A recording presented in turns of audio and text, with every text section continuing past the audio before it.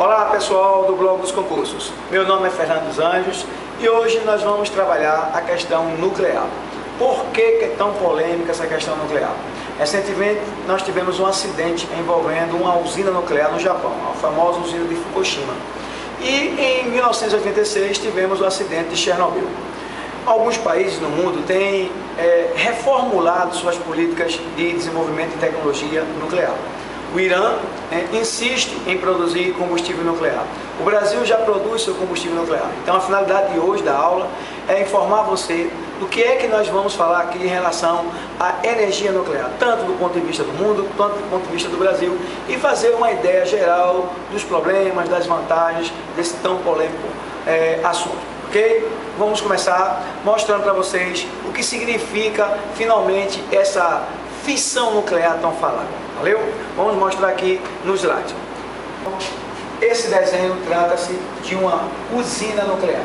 Para entender o que é uma usina nuclear, precisamos percebê-la no seu interior. Este é um desenho e esta é uma imagem de uma usina nuclear americana. Uma usina nuclear compreende principalmente o que eles chamam de sistema primário. O sistema primário consiste em ter um reator nuclear, onde aqui você vai ter um fenômeno chamado fissão nuclear, que nada mais é do que a quebra do núcleo do átomo. Nesse momento, o átomo ele pode ser quebrado e gerar calor suficiente e energia suficiente para aquecer um enorme volume de água que por acaso aqui vai estar em contato. Essa água sendo aquecida vai ser capaz de girar uma turbina e essa turbina girando vai evidentemente providenciar e gerar energia elétrica. A questão é, isso é seguro? Vale a pena investir nesse tipo de tecnologia? Os acidentes que estão acontecendo aí realmente dão uma visão catastrófica de que esse fenômeno ele pode realmente provocar grandes tragédias para a humanidade. O problema é que o mundo tem aproximadamente 442 usinas nucleares. Você já deve ter ouvido falar em acidentes graves em duas. E a de 86, que foi a de Chernobyl, e agora em 2011, que foi a usina de Fukushima, no Japão. Para que a gente possa entender isso, precisamos reconhecer que as varetas que aqui estão nesse desenho, elas são compostas de um elemento químico chamado urânio. O urânio ele é encontrado na natureza na forma de rocha. Só que a quantidade de urânio que está nessa rocha não é suficiente para gerar a quebra da sua molécula, ou seja, o núcleo dessa molécula não vai ser quebrado, encontrado apenas por dessa forma na natureza. O Brasil detém grandes reservas de urânio. Grande parte desse urânio no Brasil é encontrada no sul da Bahia, numa mina conhecida como Caetité. A Bahia é o maior produtor brasileiro de urânio. Estabelecido então o local onde tem a mina, você produz então um produto que é conhecido como yellow coke. E o que é o yellow coke? É a matéria-prima, e na verdade se trata de um pó, em que esse pó vai ser transformado na pastilha que vai ser levada para a usina. O que é que a gente acontece? É que a partir desse processo aqui, o Brasil não produzia o urânio enriquecido. O Brasil encomendava esse urânio enriquecido aos Estados Unidos. A partir de 2004, o Brasil foi capaz de enriquecer o urânio. E o que é enriquecer o urânio? Enriquecer o urânio é transformar ele num grau de pureza capaz de gerar calor. Esse enriquecimento vai de quanto a quanto? Ele vai de 3 a 7%. Você enriquece o urânio numa capacidade de gerar calor para usinas nucleares. A partir de 20% você já tem calor para reatores de submarinos atômicos ou de porta-aviões. E a partir de 90% você tem capacidade de gerar calor para uma bomba nuclear. Atualmente, poucos países no mundo detêm a tecnologia de enriquecimento de urânio. O Brasil já possui a sua usina de enriquecimento de urânio no município de Resende, no estado do Rio de Janeiro. Acontece que o Brasil possui essa capacidade e o Irã está tentando também, evidentemente, libertar-se da produção de urânio enriquecido comprada e produzir o seu próprio urânio enriquecido. Porém, o mundo, e de uma maneira geral a ONU, principalmente os Estados Unidos, tentam impedir a produção de urânio enriquecido que o Irã tenta produzir. Acontece que a produção de urânio ela é perigosa. Um país país que domina a tecnologia de produção de urânio enriquecido até 3%, ele pode se considerar um país seguro, mas o Irã já avisou que já enriqueceu o urânio a 20%. E se ele estudar um pouco mais, ele vai conseguir a 90%. E se ele conseguir urânio enriquecido a 90%, ele tem a matéria-prima para a produção de bomba nuclear. E isso ameaça a estabilidade da região, evidentemente do Oriente Médio, porque ali está encontrando-se, no caso, o Estado de Israel. E esse problema que está intimidando, evidentemente, o Irã de produção de urânio enriquecido. O mundo teme que o Irã produza para fins militares e não para fins pacíficos, como é o caso aqui da imagem da nossa usina de enriquecimento de urânio. Não esquecer que um reator nuclear, ele contém suficiente energia para produção de calor, né? Para a produção de calor. Esse calor que vai ser gerado aqui, ele vai ser resfriado por uma água bastante gelada, aqui, que no caso é chamada de água de cobalto. Essa água aqui fria mantém a temperatura estável do reator em torno de 500 graus Celsius. E esse calor, entrando em contato com água normal, água comum, geralmente as usinas elas estão próximas a corpos líquidos por conta disso, pode ser um lago, pode ser um rio, para que essa água possa ser transformada em vapor, vapor esse, como eu falei no início, será capaz de girar a turbina. Essa fonte energética, por mais perigosa que possa parecer, ela é considerada uma fonte limpa. Okay? Então, ela é considerada uma fonte limpa, exatamente porque no momento que está sendo gerada essa eletricidade, não há nenhum impacto. O problema de uma usina nuclear são os resíduos, que por acaso ela libera, que é chamado de lixo nuclear, e que isso ainda não há uma política mundial de controle, né, sobre esse lixo. Alguns países jogam no mar, alguns países enterram. No caso do Brasil, nós temos lixo nuclear armazenado. O lixo brasileiro, nesse momento, ele está sendo armazenado e a Comissão de Energia Nuclear do Congresso Brasileiro, que é composta de senadores, vai, evidentemente, em breve, no futuro, decidir o que é que o Brasil vai fazer com o seu lixo nuclear. Então, concluindo, a energia nuclear ela é considerada limpa, não é renovável porque precisa do urânio como matéria-prima nas pastilhas. Ela também não é considerada uma fonte secundária, até porque precisa do urânio, é considerada uma fonte primária, porque ela precisa do urânio e o urânio é encontrado na natureza.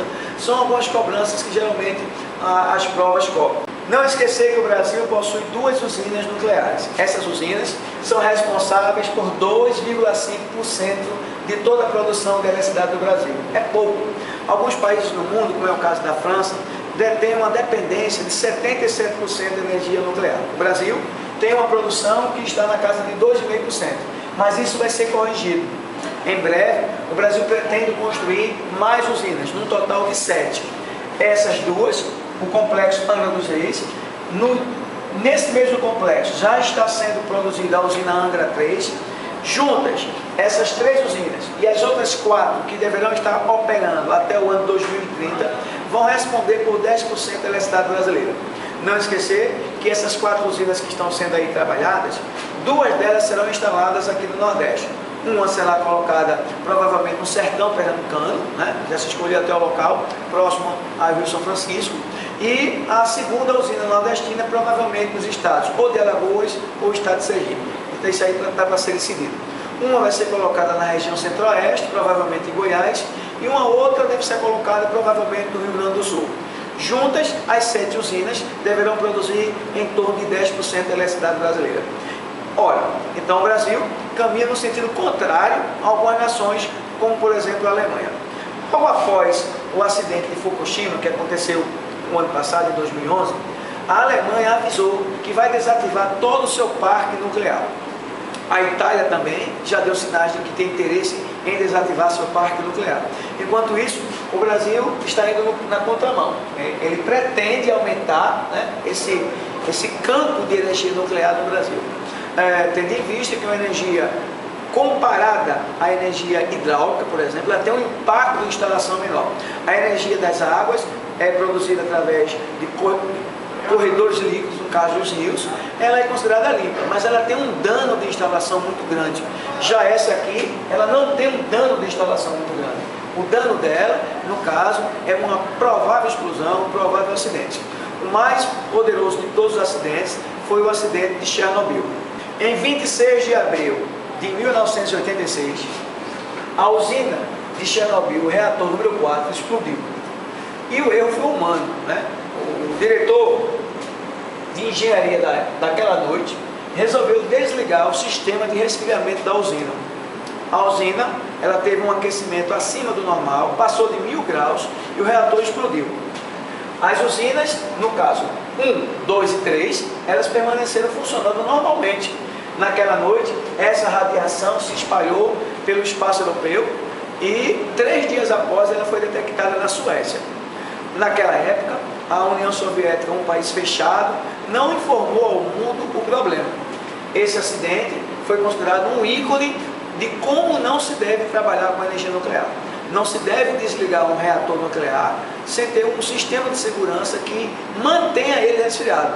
A usina foi então vítima de erro humano, né? Naquela noite, o engenheiro-chefe resolveu desligar a usina e os danos foram irreparáveis.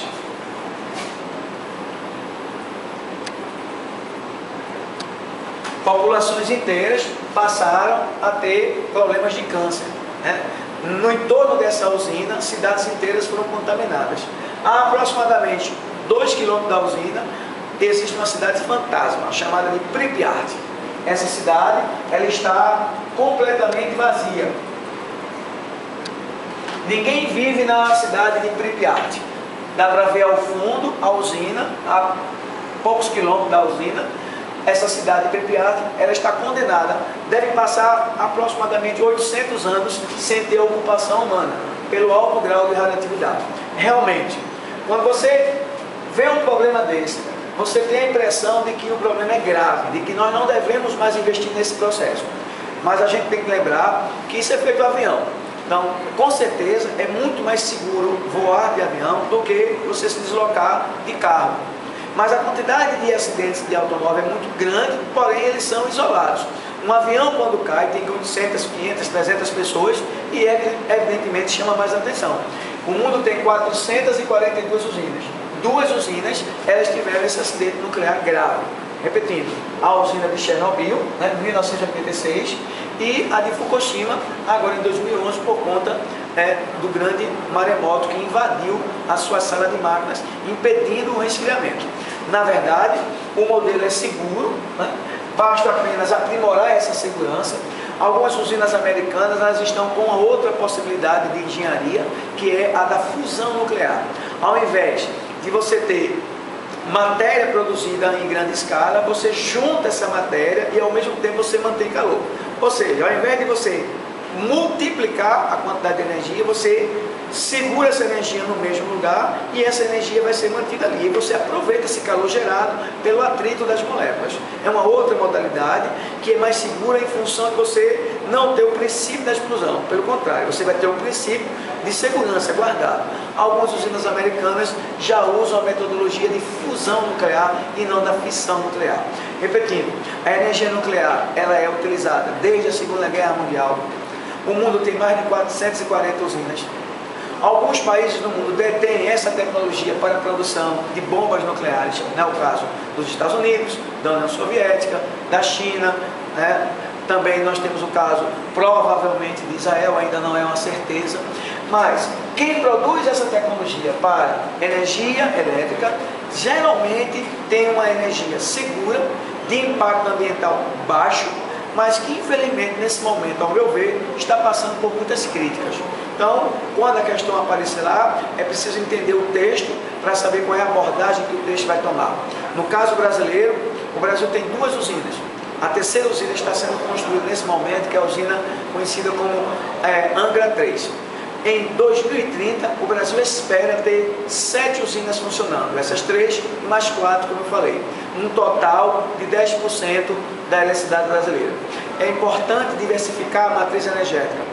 A vantagem de diversificar é que diante de uma crise, você tem onde você colocar e buscar, evidentemente, outras fontes de energia.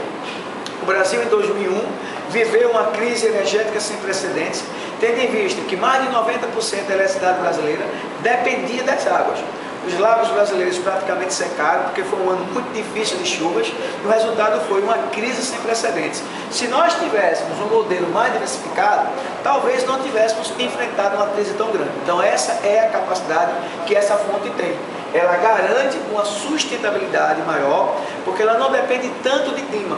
Você pode colocar ela ao lado de um lago, você pode colocar ela ao lado de um mar, você pode colocar ela ao lado de um rio, e basta apenas ter a água que vai fazer o resfriamento do sistema primário. Então, esse tipo de energia, né, novamente, ele é enquadrado como fonte não renovável, tendo em vista que precisa do urânio, e o urânio é encontrado na natureza, e não é uma fonte renovável. Não esquecer que ela é primária, porque ela depende do urânio, e o urânio é encontrado naturalmente na natureza, evidentemente. E ela é também chamada de limpa, porque durante a produção da eletricidade não há grandes impactos ambientais. Na verdade, o grande problema dela é o risco de um acidente e, ao mesmo tempo, também o lixo que ela produz. Mas esse lixo, já existem propostas de que esse lixo possa ser reaproveitado. Algumas usinas alemãs já usam urânio que foi reciclado para ser novamente colocado em seu reator. Então você não precisa mais ir à natureza e não vai descartar aquele urânio que por acaso você usou ele durante décadas. Porque o urânio ele vai ter um tempo de uso dentro do reator e com o passar do tempo ele precisa ser trocado, que são as chamadas pastilhas. Além de ser utilizado como fonte de geração de energia, o homem também pode optar por esse modelo para a medicina. Então muitos equipamentos da medicina são, inclusive você já deve ter feito algum exame que precisou de uma tomografia computadorizada, né, de uma ressonância magnética. Então pessoal, eu espero ter contribuído, né, para que vocês possam desmistificar muitas informações em relação à energia nuclear. Lembrando, ela é considerada energia limpa, não renovável e primária, né? Quem entende um pouco como funciona a questão da energia nuclear tem menos medo dela. Eu acho que é isso que está faltando. O povo conhecer esse fato, né, e interpretá-lo de modo científico para que possa, evidentemente, ter uma resposta mais segura sobre a informação.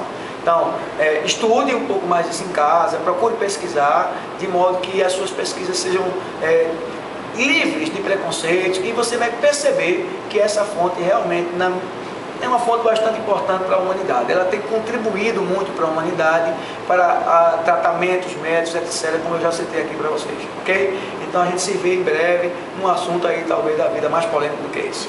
Valeu, um abraço.